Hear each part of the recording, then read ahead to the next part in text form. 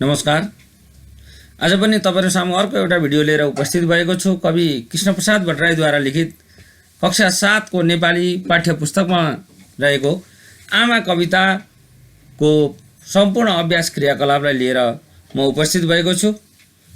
अन्तिमसम्म हेरेर शिक्षा लाभ लिनुहुन्छ भन्ने आशाका साथ लागौं आजको अभ्यास क्रियाकलापतिर। सर्वप्रथम हेर्नुहोस् शब्द भण्डार। 1 उपयुक्त समूहवाची शब्दसँग जोडा मिलाउनुहोस्। कमिला, ताँती, बाँस, घारी, घाँस, भारी, दाउरा, खलियो, किताब, चाङ, हात्ती, बथान। 2 नम्बर खाली ठाउँमा उपयुक्त समूहवाची शब्द छानी भर्नुहोस्। रुखमा बारुलाको गोलो देखेर सबै डराए। जात्रामा मानिसको भिड भएकाले हिँड्ने ठाउँ थिएन। चोकमा फोहोरको डङ्गुर थियो। विद्यार्थी फूलको गुच्छा लिएर गुरुको स्वागत गर्दै थिए। नेपालको उत्तरतर्फ हिमालको श्रृङ्खला चाँदी झैं टल्किएको छ। 3 नम्बर तल दिएका शब्दलाई वाक्यमा प्रयोग गर्नुहोस्। विद्वान, समाजमा विद्वानलाई सबैले सम्मान गर्नुपर्छ। धुवाँ, धुवाँले धेरै प्रदूषण बढाउँछ। फर्सी, पोसिलो तरकारीहरूमध्ये फर्सी पनि एक हो। पर्वत, नेपालमा साना ठुला धेरै पर्वत छन्। साँचो, हामीले सधैँ साँचो बोल्नुपर्छ। पराल, गाईबस्तुका लागि पराल पोसिलो हुन्छ। केरा, केरा मानिसका लागि पोसिलो फल हो। भक्त, ईश्वरले भक्तको रक्षा गर्छन्। सेना, सेनाले देशको सेवा गर्नुपर्छ। बोध र अभिव्यक्ति।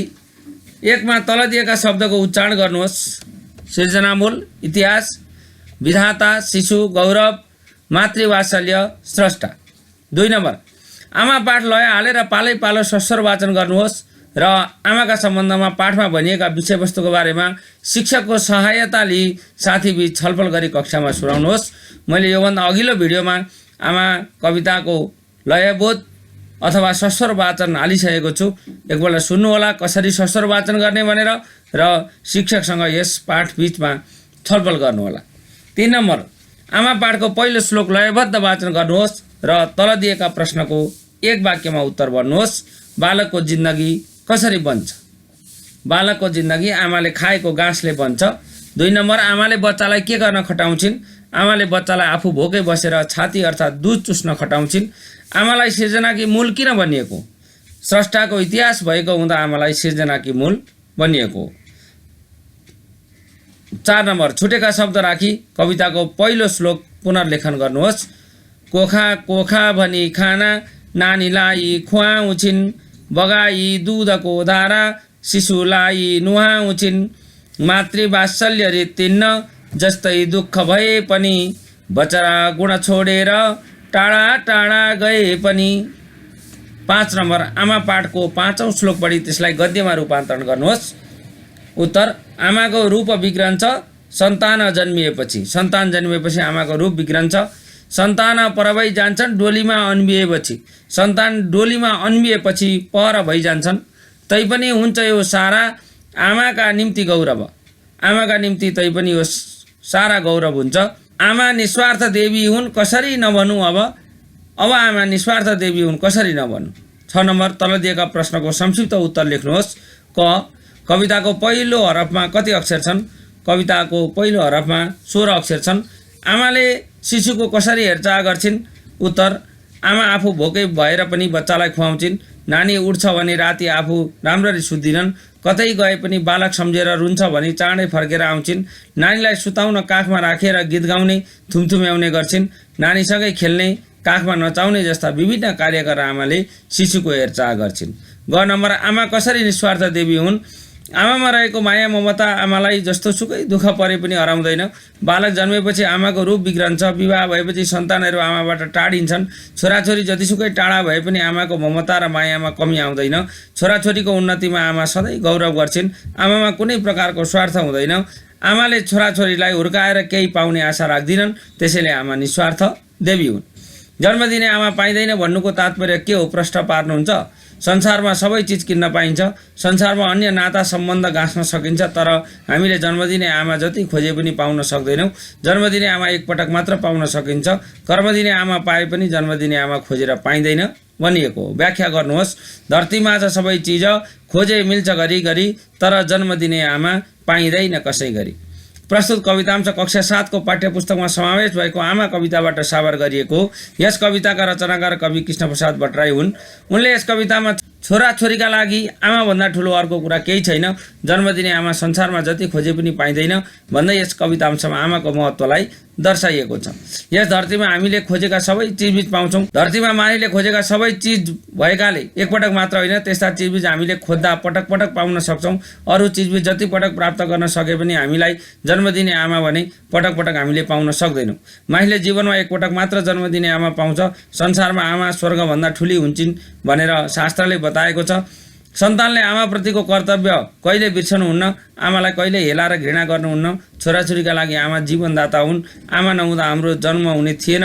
तसर्थ हरेक छोराछोरीले आमालाई सम्मान गर्दै आमाका सुख दुःखमा साथ दिनुपर्छ।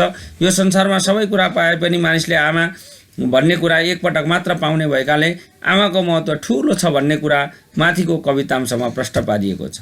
यसरी माथिको कवितांशमा कविले धरतीमा सबै चिज पटक पटक प्राप्त गर्न सकिए पनि जन्मदिने आमा एकपटक मात्र पाउने भएकाले हामीले आमाको माया कहिल्यै भुल्नु हुँदैन भन्ने भाव बताएका छन्। खमा जिन्दगानी रहेसम्म आँखाले देख्न पाउलान्, आफ्नो शक्ति भए मान्छे सेवामा जुट्न आउलान्। प्रस्तुत कवितांश कक्षा 7 को पाठ्यपुस्तकमा समावेश भएको आमा शीर्षकको कविताबाट साभार गरिएको हो। यस कविताका रचनाकार कवि कृष्णप्रसाद भट्टराई हुन्। प्रस्तुत कवितांशमा मानिसले आफ्नो जिन्दगानी रहेसम्म आमालाई आँखाले देख्न पाउँछन्। हरेक छोराछोरीले आमाको सेवामा जुट्नुपर्ने कुरा प्रस्तुत गरिएको छ। मानिसको जिन्दगी बारम्बार पाइँदैन, हाम्रो जिन्दगी एकपटकका लागि मात्र हो। यस्तै गरी जिन्दगी रहेसम्म मात्र हामीले आमालाई देख्न पाउँछौँ। हामीले पटक पटक आमालाई पाउन सक्दैनौँ। हामीले हाम्रो जिन्दगीमा आफ्नो शक्ति र बरकतले भ्याएसम्म आमाको सेवामा लगाउनु पर्छ। आमाप्रतिको कर्तव्य निर्वाह गर्ने काम नै सबैभन्दा ठुलो सेवा हो भन्ने कुरा माथिको कवितांशमा प्रश्न पारिएको छ। यसरी माथिको कवितांशमा कविले आफ्नो जिन्दगानी रहेसम्म मात्र आमालाई देख्न पाउने भएकाले आमाको सेवामा लाग्न आग्रह गर्दै आमाको सेवाभन्दा संसारमा अर्को ठुलो सेवा छैन भन्ने मूल भावलाई प्रस्तुत गरेका छन्। 8 नम्बर तल दिएका प्रश्नको लामो उत्तर लेख्नुहोस्। आमा कवितामा कविले आमाका सम्बन्धमा व्यक्त गरेका विचार कस्ता छन् वर्णन गर्नुहोस्। उत्तर: आमाको महत्त्वलाई दर्शाएर कवि कृष्णप्रसाद भट्टराईद्वारा रचना गरिएको यस कवितामा आमाको महिमा तथा विशेषतालाई प्रस्तुत गरिएको छ। कवितामा कविले आमा निस्वार्थ देवी हुन्। आमाले अनेक दुःख कष्ट झेलेर छोराछोरीलाई हुर्काउँछिन्, हिँड्न र बोल्न सिकाउँछिन्। आमाले निस्वार्थ रूपमा आफूले नखाई नखाई छोराछोरीलाई हुर्काउँछिन्, त्यसैले आमा देवीका रूपमा प्रकट भएकी हुन्छन् भन्ने विचार प्रस्तुत गरेका छन्। यसका साथै कविले अन्य चिजबिज हामीले खोज्दा जति पटक पाउन सक्छौँ, तर आमा धरतीमा पटक पटक पाइँदैन।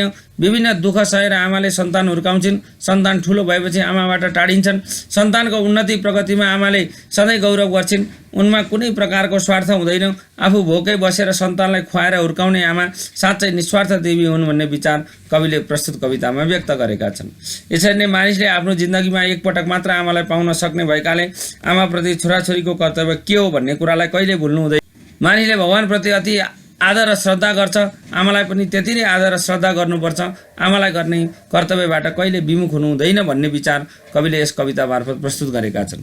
यसरी यस कवितामा कविले आमाको महत्त्व दर्शाउँदै आमा जगतकी निस्वार्थ देवी भएकाले सबै छोराछोरीले आमाको सेवामा जुट्नुपर्ने विचार व्यक्त गरेका छन्। मातृवात्सल्य रित्तिन्न जस्तै दुःख भए पनि भन्ने भनाइलाई पाठका आधारमा पुष्टि गर्नुहोस्। आमाको महत्त्व र विशेषतालाई प्रस्तुत गरेको यो कविता कवि कृष्णप्रसाद भट्टराईद्वारा रचना गरिएको हो। यस कवितामा कविले आमा निस्वार्थ देवी भएकाले आमाको सेवामा जुट्नुपर्ने विचार अभिव्यक्त गरेका छन्। छोराछोरी टाढा भए पनि आमामा जस्तो सुकै अवस्थामा पनि मातृवात्सल्य रित्तिन्न भन्ने कुरा कवितामा कविले प्रस्तुत गरेका छन्। अनेकौं दुःख कष्ट सहेर आमाले सन्तान हुर्काउँछिन्। सन्तानको खुसीका लागि आमाले आफ्ना इच्छा चाहना समेत परित्याग गर्छिन्। आमामा दुःख सहने सामर्थ्य हुन्छ। आफू भोकै रहेर पनि सन्तानको पेट भर्न पाउँदा आमा निकै खुसी हुन्छन्। बच्चाले खाना खान नमान्दा विभिन्न बहाना गरेर पनि सन्तानलाई भोको राख्दिनन्। 10 धारा दुधको धारा बगाएर सन्तानलाई ठुलो बनाउँछिन्। सन्तान ठुला भएपछि आमालाई छोडेर जान्छन्, तैपनि आमालाई दुःख लाग्दैन। आमाले जीवनमा धेरै दुःख पाए पनि उनमा भएको मातृवात्सल्य कहिल्यै रित्तिँदैन। बालककालदेखि वृद्ध हुँदासम्म आमाले उत्तिकै माया दिइरहन्छन्। यसरी कवितामा कविले आमाको गुण विशेषता दर्शाउँदै महिमा गान गाएका छन्। जस्तो सुकै सङ्कटमा पनि सन्तानका लागि आमामा रहेको आमाको मातृवात्सल्य रित्तिँदैन भन्ने कुरा प्रस्तुत गर्दै आमालाई सबै सन्तानले सेवा गर्नुपर्ने विचार कवितामा प्रस्तुत गरिएको छ। 9 नम्बरमा आमा पाठको दोस्रो श्लोकबाट 3वटा प्रश्न बनाउनुहोस्। आमा कविताका दोस्रो श्लोकबाट 3वटा प्रश्न। आमाले सन्तानलाई किन टेक्न लगाउँछिन्? आमाले किन गीत गाउँछिन्? कोख र धरती शब्दको अर्थ लेखी वाक्यमा प्रयोग गर्नुहोस्। 10 नम्बर सन्ततिले आफ्नी आमाप्रति गर्नुपर्ने कर्तव्यका बारेमा लेखेर कक्षामा सुनाउनुहोस्। सन्ततिले आफ्नी आमाप्रति सधैँ श्रद्धा र सम्मान गर्नुपर्छ। सन्तानले कहिले आमाप्रतिको कर्तव्यलाई बिर्सनु हुँदैन। आमाको सेवा गर्नु सन्तानका लागि ठुलो धर्म हो। आमा खोजेर संसारमा कहीँ पाइँदैन। त्यसैले आमाको उचित रेखदेख र स्याहार सुसार गर्नुपर्छ। आमाका चाहना र इच्छा बुझेर हरेक सन्तानले आमाका उचित कुरालाई पुरा गर्नुपर्छ।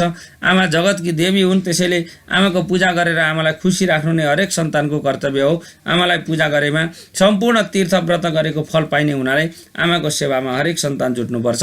भाषिक संरचना वर्ण विन्यास। तल दिएको अनुच्छेदमा रातो रङ लगाइएका पद तालिकामा छुट्याएर लेख्नुहोस्। उत्तर नामयोगी क्रियायोगी। नामयोगी अन्तर्गत तिर, तर्फ, माथि, बमोजिम। क्रियायोगी अन्तर्गत आज, घरिघरि, घुमाएर, सरसर्ती, राखेर, सुस्तरी, फर्किएर, मुसुक्क।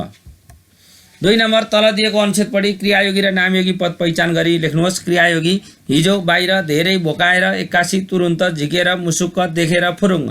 नामयोगी सँग, भित्र, बित्तिकैसित। 3 नम्बर आमाबाट पढ्नुहोस् र 3वटा क्रियायोगी पद पहिचान गरी लेख्नुहोस्। उत्तर कसरी, घरि, कहिले।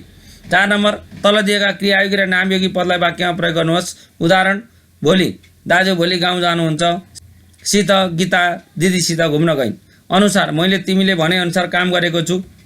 सुटुक्क रमेश कक्षाबाट सुटुक्क भाग्यो। मध्ये तिमीहरू मध्ये कसले गृह कार्य गरेको छ। अघिल्तिर कक्षामा मेरो अघिल्तिर रमेश बस्छ।